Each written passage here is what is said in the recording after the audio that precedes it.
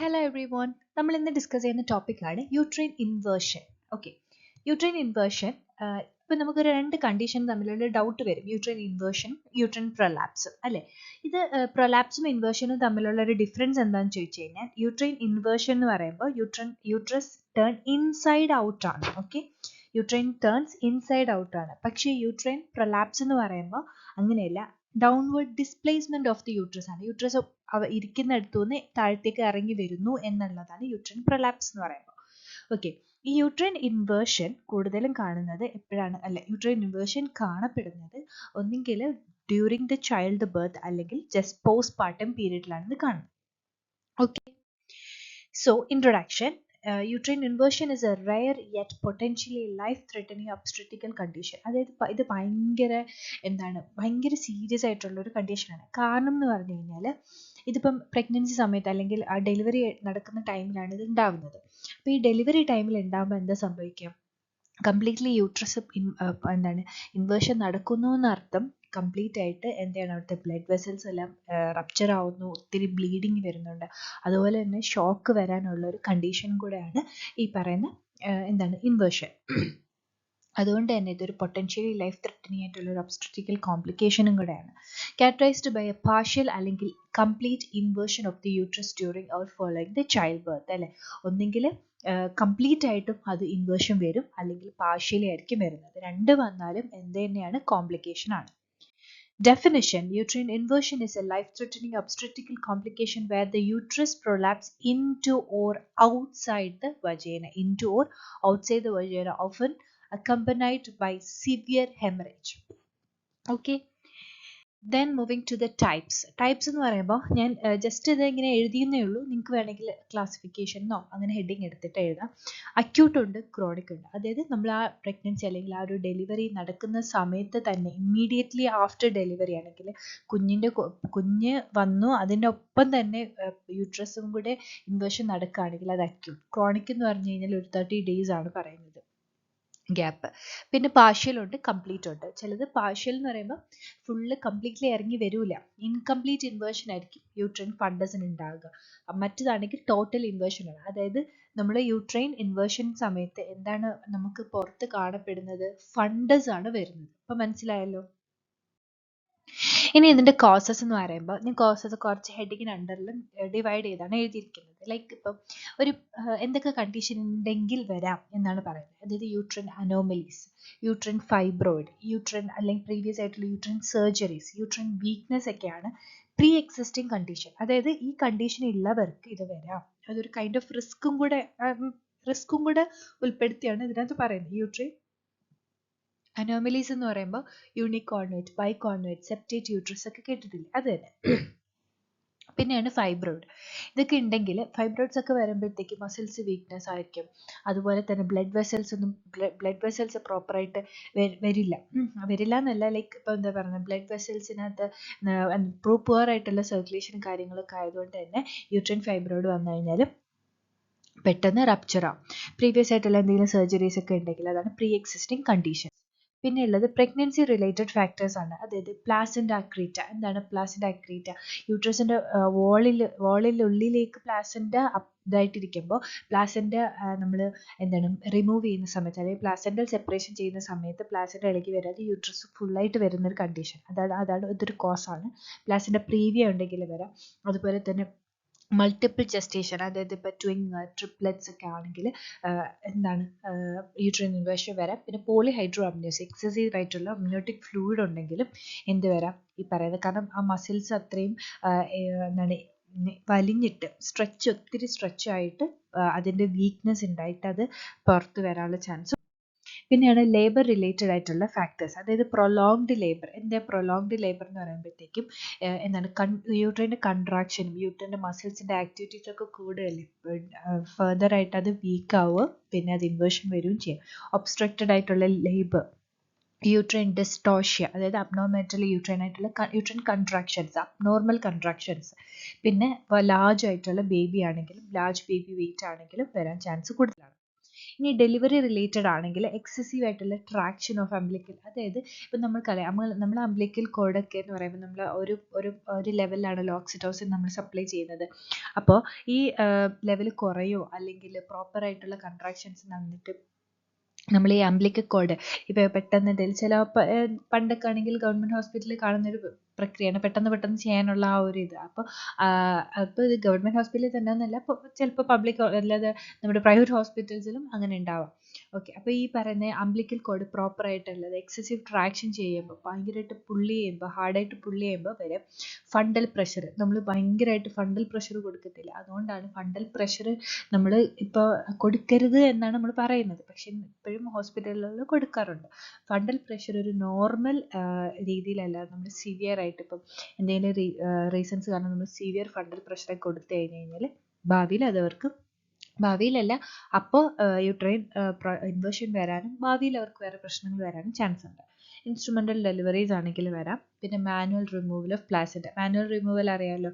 അപ്പോൾ manual removal വഴി placenta remove ചെയ്യുന്ന സമയത്ത് അഗ്രസീവ് റിമൂവലാണ് അല്ലേ അപ്പോൾ അവിടെ നടക്കുന്നത്, അതായത് പ്രോപ്പറായിട്ട് ഇറക്കി വരുന്നില്ല. അപ്പോൾ ആ ഒരു ഇതിൽ നമ്മൾ എന്ത് ചെയ്യും, ഒത്തിരി മാനുവൽ റിമൂവൽ യൂസ് ചെയ്യുന്ന ആ ഒരു പ്രൊസീജിയർ യൂസ് ചെയ്യുന്ന സമയത്ത് ഈ പറയുന്ന യൂട്രൈൻ ഇൻവേർഷൻ വരാനുള്ള ചാൻസ് വളരെ കൂടുതലാണ്.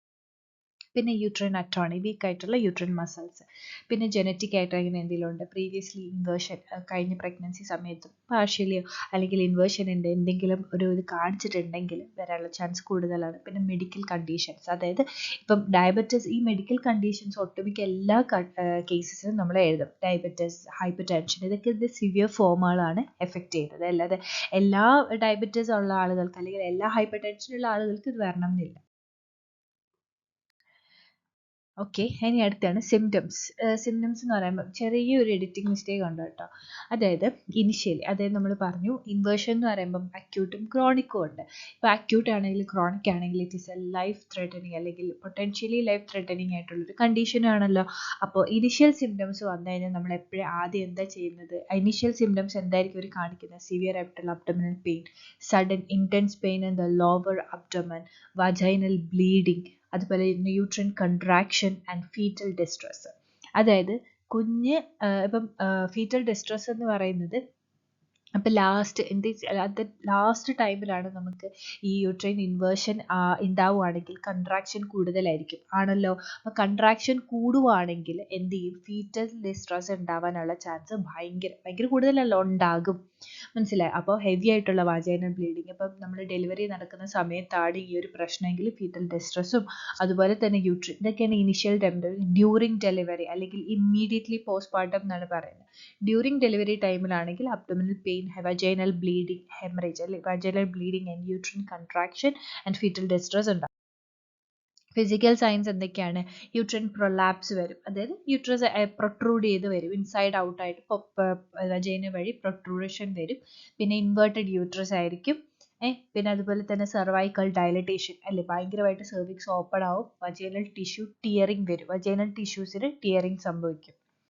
പിന്നെ systemic symptoms like hypertension, tachycardia, tachypnoea, cold sweats, ഇതൊക്കെ എന്ന് പറഞ്ഞു കഴിഞ്ഞാൽ പേഷ്യൻ്റ് അപ്പോൾ അതായത് ഇപ്പോൾ സിവിയർ ആയിട്ടുള്ള ബ്ലീഡിംഗ് ഒക്കെ വരുമ്പോൾ അല്ലെങ്കിൽ ഒത്തിരി എക്സസീവ് ആയിട്ടുള്ള ബ്ലഡ് ലോസ് ഒക്കെ വരുമ്പോൾ കാണിക്കുന്ന സിംറ്റംസ് ആണ് systemic symptoms, hypertension, tachycardia, dizziness, fainting ഒക്കെ. പിന്നെയാണ് ലേറ്റ് സിംറ്റംസ്, അതായത് ഇപ്പോൾ ഒത്തിരി സിവിയർ ആയിട്ടുള്ള ബ്ലീഡിങ് കാര്യങ്ങളൊക്കെ കഴിഞ്ഞ് ഇപ്പോൾ നമ്മൾ മാനേജ്മെൻറ്റ് ട്രീറ്റ്മെൻറ്റ് ഒക്കെ കൊടുത്തു കഴിഞ്ഞാലും പേഷ്യൻ്റ് എന്ത് പെർസിസ്റ്റ് ചെയ്യാനുള്ള ചാൻസ് ഉണ്ട്, ഇൻഫെക്ഷൻ, കാരണം ബ്ലീഡിങ് ഉണ്ടായതുകൊണ്ട് ഒത്തിരി ഹെവി ബ്ലഡ് ലോസ് ഉണ്ട്. അതുപോലെ തന്നെ ഓപ്പണിംഗ് ഏരിയാസ് ആയതുകൊണ്ട് തന്നെ ഇൻഫെക്ഷൻ പെട്ടെന്ന് പേഷ്യനെ ബാധിക്കാനും ചാൻസ് കൂടുതലാണ്. യൂട്രൈൻ റപ്ചർ വരെ, അതായത് ഫുള്ളി യൂട്രൈൻ വാൾ വന്നിട്ട് ഇത് കാരണം ഇൻഫെർട്ടിലിറ്റി വരും, മനസ്സിലായോ. പിന്നെ അഡ്ഹഷൻസ്, അതായത് സ്കാർ ടിഷ്യൂസ് ഒക്കെ ഉണ്ടാകും യൂട്രസിലും വജൈനയിലും. അതുപോലെ തന്നെ ക്രോണിക് ആയിട്ടുള്ള പെയിൻ ഉണ്ടാകും, പെർസിസ്റ്റന്റ് പെൽവിക് പെയിൻ അല്ലെങ്കിൽ ഡിസ്കംഫർട്ട് വരാനുള്ള ചാൻസ് ഭയങ്കര കൂടുതലാണ്. ഇനി പിന്നെ emotional and psychological symptoms like anxiety, depression and trauma. ഇവിടെ ട്രോമ എന്ന് ഉദ്ദേശിക്കുന്നത് പോസ്റ്റ്മോർട്ടം ഒക്കെയാണ്. പോസ്റ്റ്മോർട്ടം സിംറ്റംസ് ഒക്കെ കാണിക്കാനുള്ള ചാൻസ് വളരെ കൂടുതലാണ്. ഇനി റെഡ് ഫ്ലാഗ് സിംറ്റംസ്, അതായത് ഇപ്പം ബ്ലീഡിങ് നോർമലിനേക്കാളും ഇപ്പോൾ ഒരു 1000 ml കൂടുതലാണ് ബ്ലീഡിങ് എന്നുണ്ടെങ്കിൽ നമ്മൾ എന്ത് ചെയ്യണം, നമ്മൾ ഭയങ്കര അലേർട്ടായിരിക്കണം. കാരണം പേഷ്യൻറ്റിന് സിവിയർ ആയിട്ടുള്ള ഷോക്കിന് ചാൻസ് ഉണ്ട്.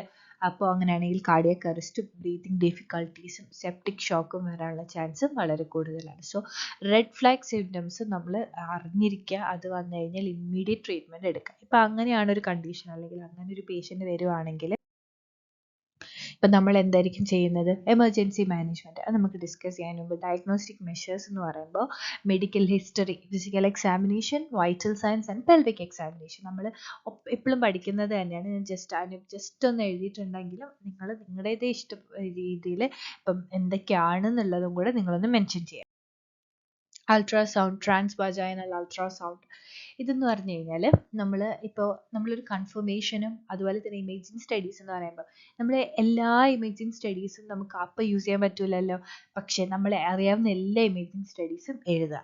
നമ്മളിപ്പോൾ MRI എടുക്കണം എന്നില്ല, പക്ഷേ നമ്മൾ MRI എടുത്ത് നോക്കും. ഇതിപ്പം ട്രീറ്റ്മെൻറ്റിന് വേണ്ടിയിട്ട് മാത്രമല്ല, treatment at the time of treatment അല്ലെങ്കിൽ ട്രീറ്റ്മെൻറ്റ് കഴിഞ്ഞാലും നമ്മൾ എന്ത് ചെയ്യും, ഈ പറയുന്ന പ്രൊസീജിയേഴ്സ് ചെയ്യും. എന്തിനു വേണ്ടിയിട്ടാണ്, ഇപ്പോൾ യൂട്രസിൻ്റെ അവസ്ഥ എന്താണ് അല്ലേ, clarify the uterine anatomy and detect the associated condition അറിയാൻ വേണ്ടിയിട്ടാണ് MRI എടുക്കുന്നത്. പിന്നെ CT നമ്മൾ എടുത്തു നോക്കും. പിന്നെ അതുപോലെ ട്രാൻസ്വജൈനൽ അൾട്രാസൗണ്ട് നമ്മൾ ചെയ്ത് നോക്കും.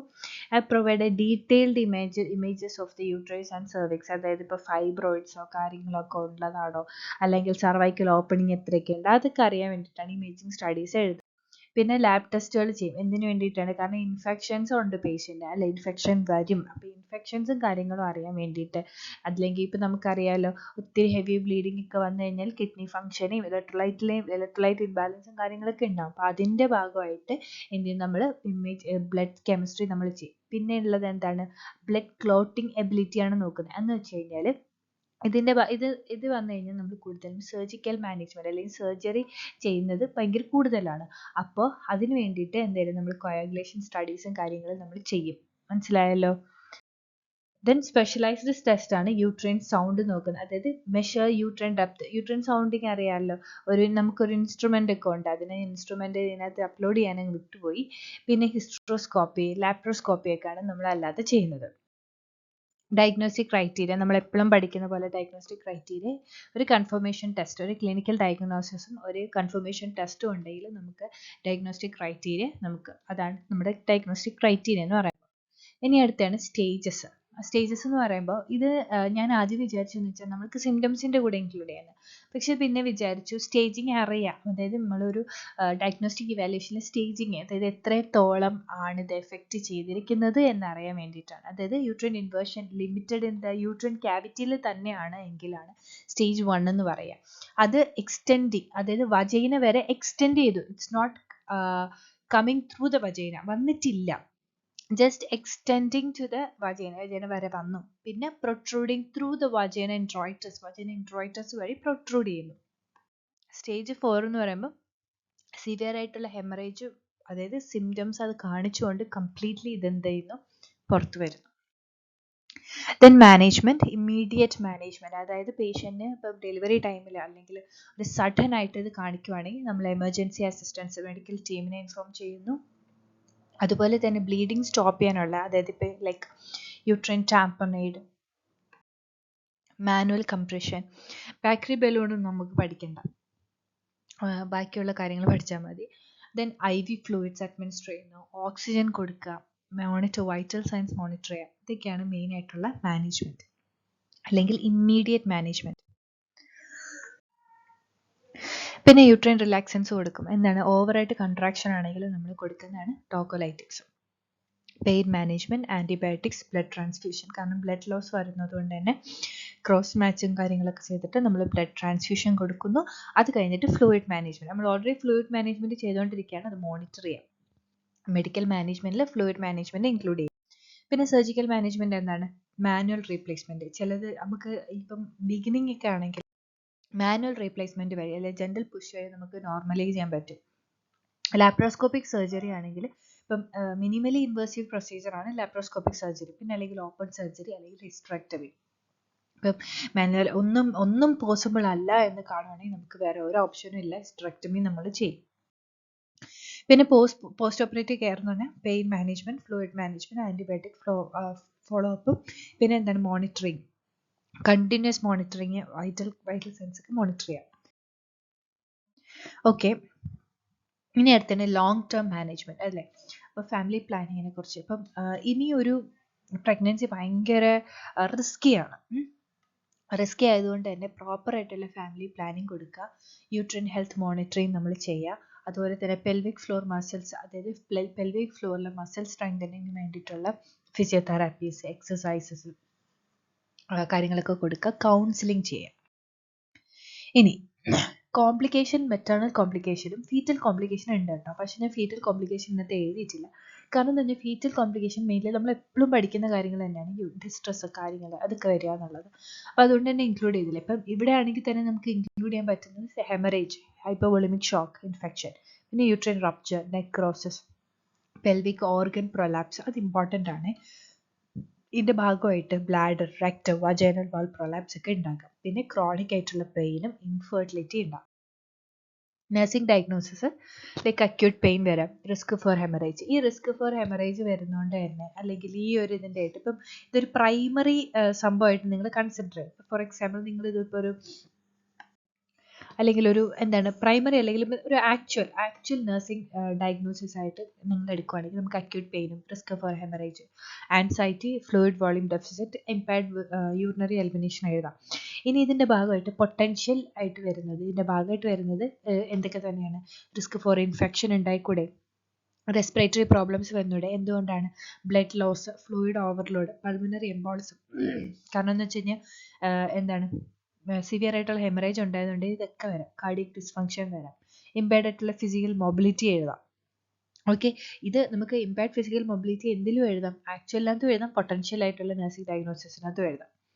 ഓക്കെ ആണല്ലോ. അപ്പം ഇത്രയാണ് നമ്മുടെ യൂട്രൈൻ ഇൻവേർഷൻ. അപ്പം ചാനൽ ജസ്റ്റ് ഒന്ന് സബ്സ്ക്രൈബ് ചെയ്തിരിക്കുക. അപ്പം നിങ്ങൾക്ക് പുതിയ വീഡിയോസ് നിങ്ങൾക്ക് കാണാൻ പറ്റും. പിന്നെ ഇത് എത്ര യൂസ്ഫുൾ ആയിട്ടുള്ളതെന്ന്, ഇത്രയാണ് ഇത് നിങ്ങൾക്ക് യൂസ്ഫുൾ ആയിട്ടുള്ളത് എന്നുള്ള ഒരു കമൻറ്റും കൂടെ നിങ്ങൾ ജസ്റ്റ് ഒന്ന് കമൻറ്റ് ബോക്സിൽ ഇടുക. So thank you for watching my video.